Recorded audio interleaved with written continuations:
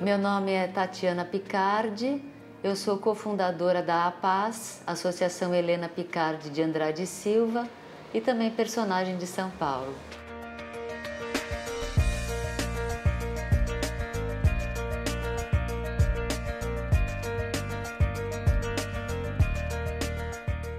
A APAS, ela surgiu da necessidade de transformar uma dor pessoal e familiar em uma construção solidária. Há cerca de 17 anos já, eu e Luiz Maurício perdíamos para o câncer a nossa filhinha Helena, depois de alguns meses de muita luta. Infelizmente era um tumor muito grave no cérebro, muito difícil de tratar, e ela se foi, mas ela se foi e nos deixou uma missão, que no começo, na verdade, eu não aceitei como missão. Eu achei um horror essa história de ser presidente de instituição social. Eu queria minha filha de volta. Mas o Luiz Maurício, o pai da Helena, um idealista nato, achou que a gente deveria fazer alguma coisa, e aos poucos eu fui incorporando isso como um objetivo muito importante na minha vida. E a gente não sabia o que fazer de fato, porque somos uma família de classe média, não havia recursos, por exemplo, para pensar em construir um hospital ou uma casa de apoio. A gente queria fazer algo útil para as famílias que tinham filhos e têm filhos em tratamento de câncer. E aí nós começamos a lembrar, eu principalmente comecei a lembrar de como eram as nossas idas ao hospital. Nós tratamos a Helena no começo no Hospital das Clínicas, e havia muitas famílias ali em condições muito mais difíceis que a nossa, não por causa da gravidade da doença em si, mas por causa das condições sociais. Então a gente via famílias, mães não acompanhadas pelos pais, porque os pais tinham que ficar trabalhando, levando a criança doente e outras crianças, filhos que não tinham com quem ficar, sacola com itens para passar o dia, porque não dá para ficar comprando itens na lanchonete do hospital. E eu imaginei, nossa, essas pessoas vão de ônibus. Quantos ônibus essas pessoas devem tomar para chegar aqui? De onde vêm essas pessoas? E aí nos ocorreu, nossa, mas oferecer transporte para essas famílias seria um tremendo alívio. E aí começamos a conversar com médicos, isso já depois do falecimento da Helena. E nos confirmaram de imediato, olha, se vocês oferecerem um serviço desse tipo, vai ser uma maravilha. Isso deve, inclusive, contribuir para a disposição geral da criança durante o período de tratamento. E aí pensamos, é óbvio que isso deve afetar positivamente a reação da criança, a disposição da criança para o tratamento e a própria disposição da família para enfrentar meses, porque são meses indo praticamente todo dia ao hospital, indo e voltando num desgaste bastante grande.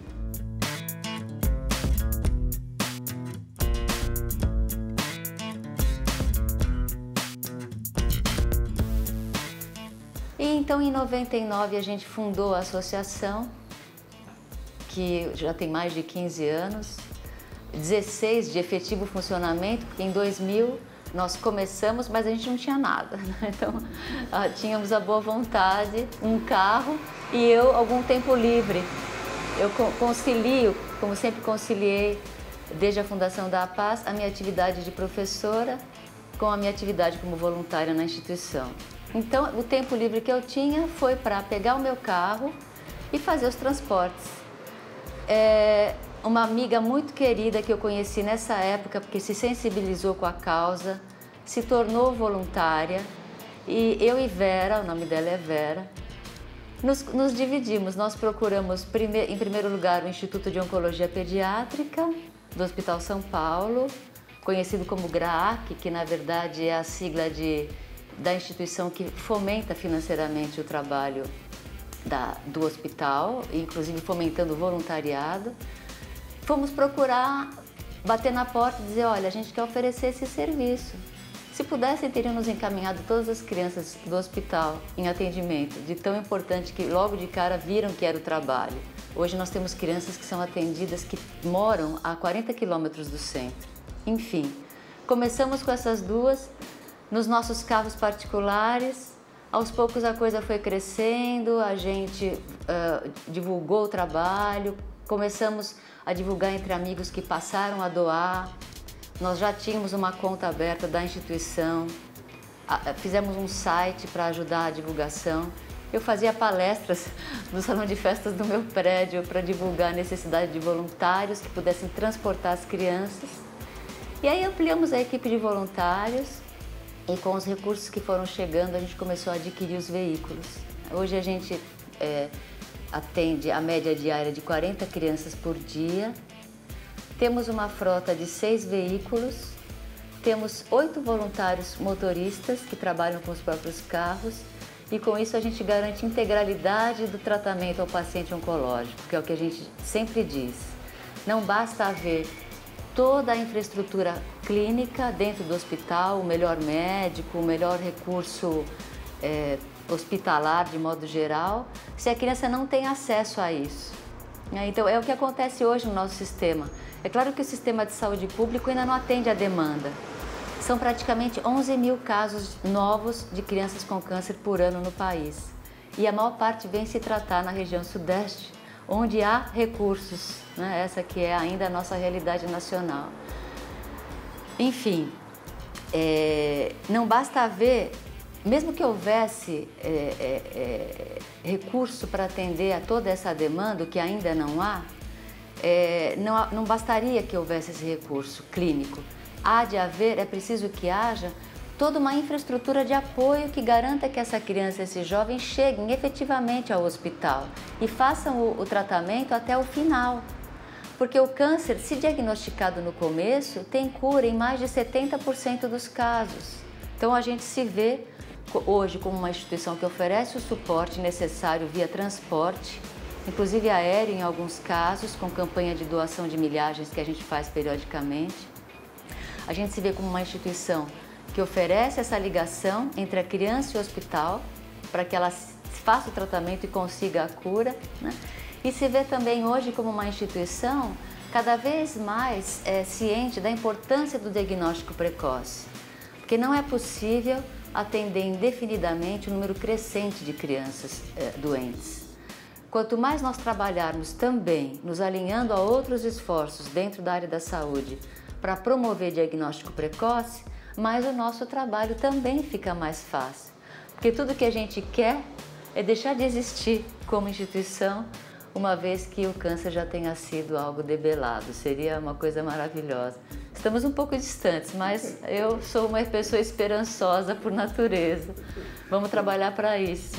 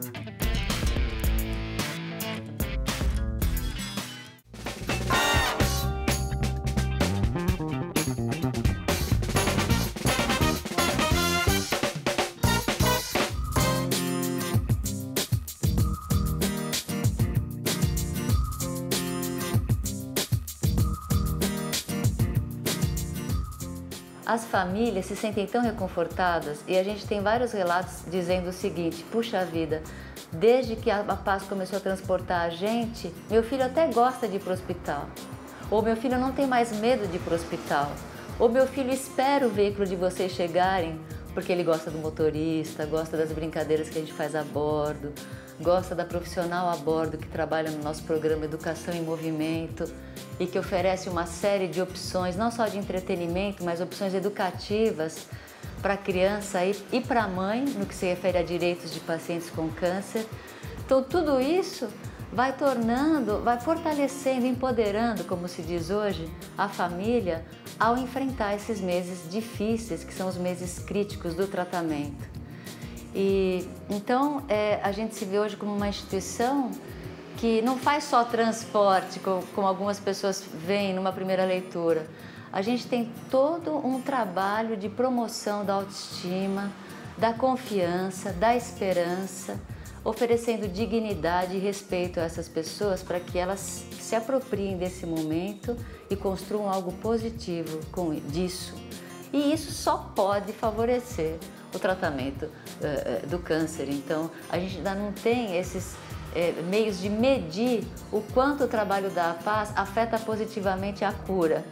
O que a gente não tem nada estatístico, mas a gente tem uma série de depoimentos das famílias que vão nessa direção.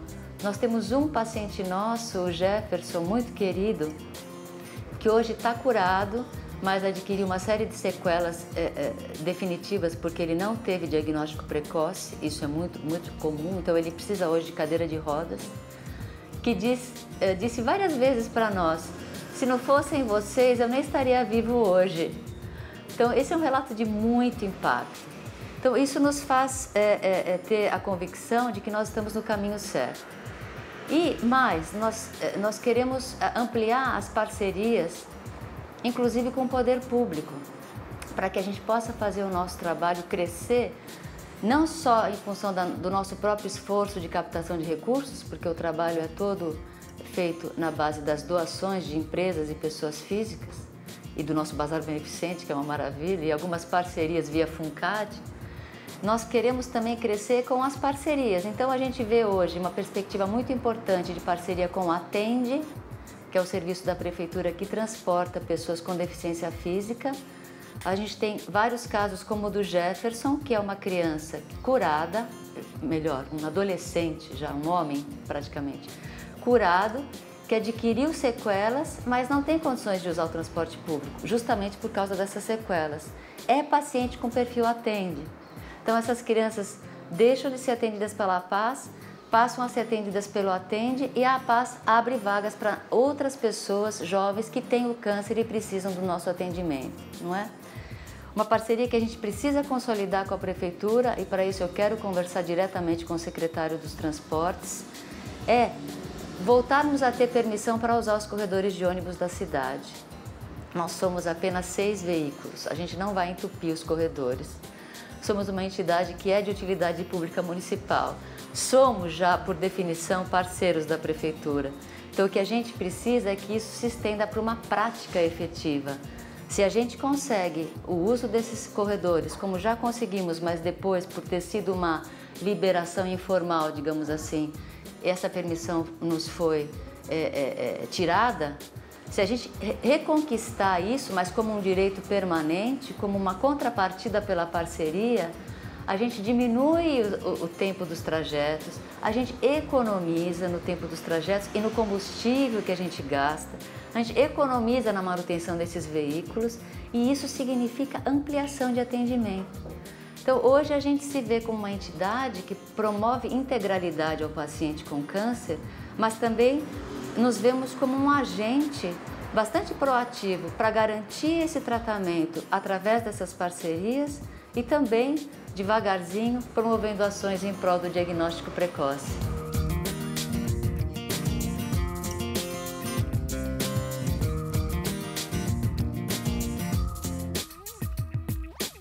Todos podem se tornar membros da nossa rede solidária.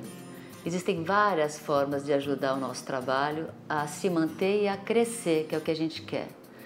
As pessoas físicas podem doar itens que não usam mais para o nosso Bazar Beneficente. Nosso Bazar Beneficente representa uma fonte de rendas importantíssima para a nossa associação. Elas podem se tornar doadores regulares através de pagamento de doações por boleto bancário, na quantia que a pessoa achar que pode. E a gente sempre diz isso, o importante não é o quanto o doador doa, o importante é a regularidade da doação.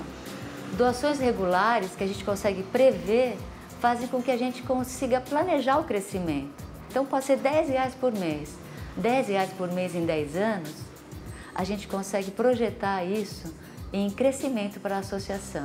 Os nossos veículos são muito usados, então eles têm um desgaste maior que um veículo qualquer. Eles enfrentam ruas muito esburacadas, falta de asfalto, dificuldades de vários tipos, enchentes para chegar nos seus destinos. Isso implica manutenção alta e implica uma necessidade de renovação rápida. Hoje nós estamos pedindo para as pessoas R$70 para renovar os nossos 6 veículos. Na verdade 7, porque a gente quer repor um veículo reserva que a gente não tem mais. Se as 1000 pessoas mais próximas, que são a nossa rede mais próxima de solidariedade, se cada uma dessas pessoas doar R$70, convidar mais 4 pessoas para doarem, aumentando então a nossa rede, isso soma R$350.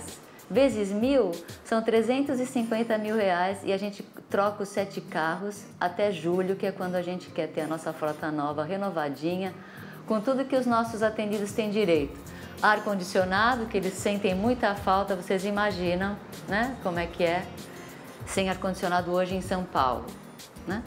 E com direção, como é que chama aquela faixa hidráulica para os nossos motoristas, que dirigir Kombi, que é o nosso veículo atual, não é nada fácil, embora seja um veículo econômico. A gente está passando por um outro tipo, que é a Doblô da Fiat. Espero que a Fiat ouça, veja essa matéria, quem sabe ela se torne nossa patrocinadora, já que com a Volks não deu certo, né? E essa é uma maneira importantíssima de ajudar. Basta doar R$70 com o dígito 15, centavos 15, melhor dizendo, para indicar que é doação para a campanha. As empresas podem doar de várias maneiras, ou entrando com uma contribuição em projetos que nós temos no FUNCAD, que é o Fundo Municipal dos Direitos da Criança e do Adolescente, ou adotando o caminho de uma das nossas crianças, que custa a média mensal de R$1.500 por mês, atendimento completo de uma criança e sua família no mês, incluindo transporte, participação no programa Educação em Movimento, participação em todos os nossos passeios e atividades de lazer que a gente faz fora dos transportes, participação nas nossas campanhas de assistência social, como a campanha de ovos de Páscoa, que a gente está fazendo agora para doar ovos de Páscoa para todas as nossas crianças, e também participação, caso infelizmente a criança venha a óbito, no nosso programa de apoio a pais enlutados, que nós temos, porque a gente entende que o tratamento é familiar, o cuidado é familiar e extensivo, inclusive, à família pós-óbito, quando ele infelizmente ocorre.